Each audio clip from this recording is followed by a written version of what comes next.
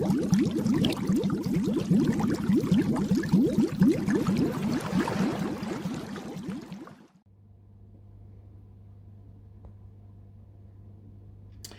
you know you can buy a Roma lid with a feeding hole? I didn't, so I bought one. It was 20 quid, just to make it a bit neat, and it's because I wanted to get that through there. And let me show you it actually. Ooh. There you go. It's a little bit dark in here, so I don't expect this to survive very well. But the root is sprouting a little tine there, so that's I'm good. I'm glad about that. 8th of March is when hopefully everything's going to be settling down and I can get some fish in here. However, we might be moving all the tanks out to another room. Not sure about that yet, but we'll see. We'll see. There's plenty of life going on. These are Marno shrimp. I don't know if I can zoom into him. He is an extremely large shrimp. Oh, hang on. And he's been in there for millennia. Now, people say that they don't breed in standard water. They have to survive. Well, they'll breed, but they don't survive unless it's in brackish water. Well, we had 6 Marno shrimp, and now we've got 11. In fact, I put babies in there. Can't see them though, which is kind of strange. But there are some baby Marnos, trust me on that. Which is kind of weird, isn't it? Java fern is sprouting little roots here and here. That means it's going to propagate. We've got some new leaves and look like a flower coming off the Anubias. Here's one of the other ones, look. Hiding in the shade. Oh, hello. Sorry, mate. I'm messing with your boy. Yeah, he's been in there forever.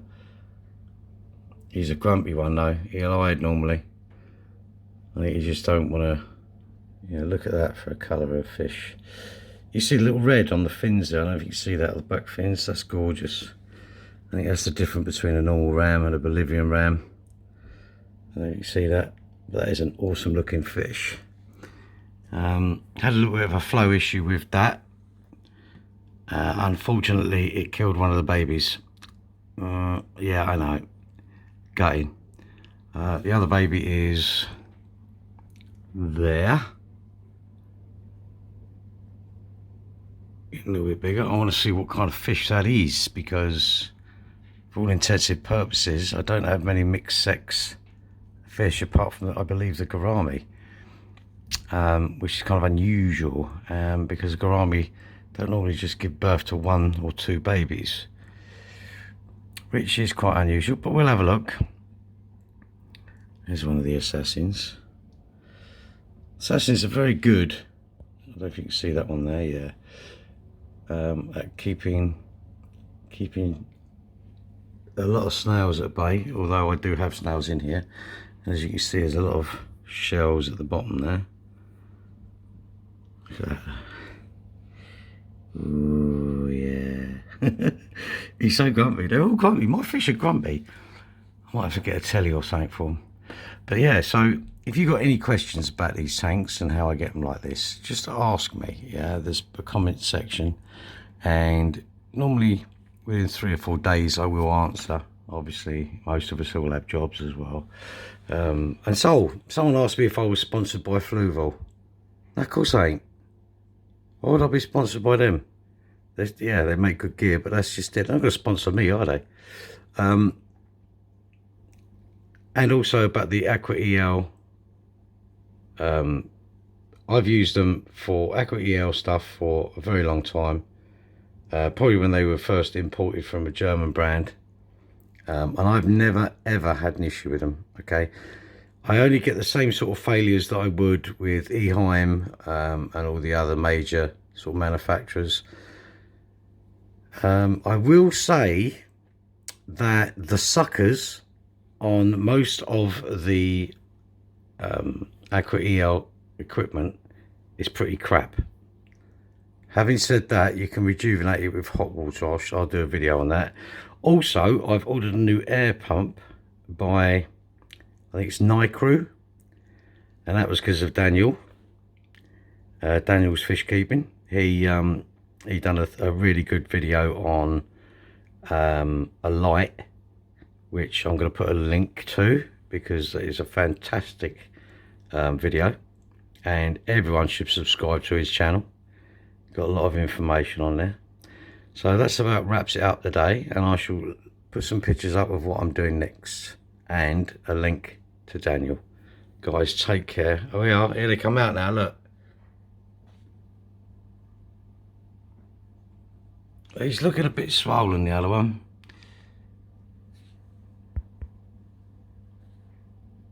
But yeah, they're doing really well. Guys, take care. Be safe. People often ask me about shrimp in a community tank. I'm often being asked stuff like this, yeah? And let me tell you, no problem, okay? As long as you give them lots of places to hide, they love it. As you can see, there are a great many in here. I do enjoy watching the shrimp. Give them a sponge filter and they will thrive as well. They tend to love picking at it, get all little bits of grub out of there and that. As you can see, everything, you do get, you see that plant in the middle there right now, the leaf? That is because it is being used as a food source. Well, of course, that's natural, so don't worry about it. I'm not really in, I mean, I do admire these guys that do the aquascaping, like Mr. Farmer and that, but it ain't for me. I like natural. There's lots of life in here, and I don't mind a bit of dirt because it's nature. I mean, everything in there is thriving, you know.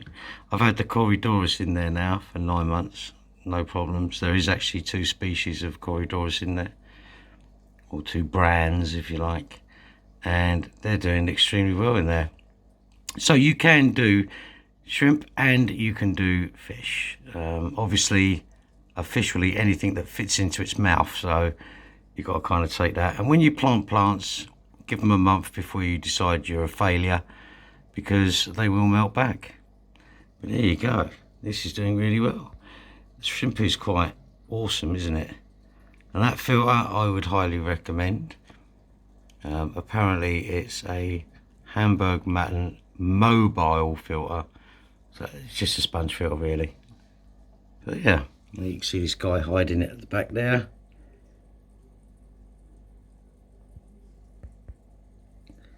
And it's looking all right. Let me come right back. There you go. Really nice tank. I will be doing some, oh, that's something I wanted to mention. It's Porthos. It's really great. I'll put it in all the tanks except this one now, because I can't get this lid deep enough down for it to go the roots, so I'm going to do something with that. But it's looking good, guys. Tetra's fine. So let's have another look at the other ones.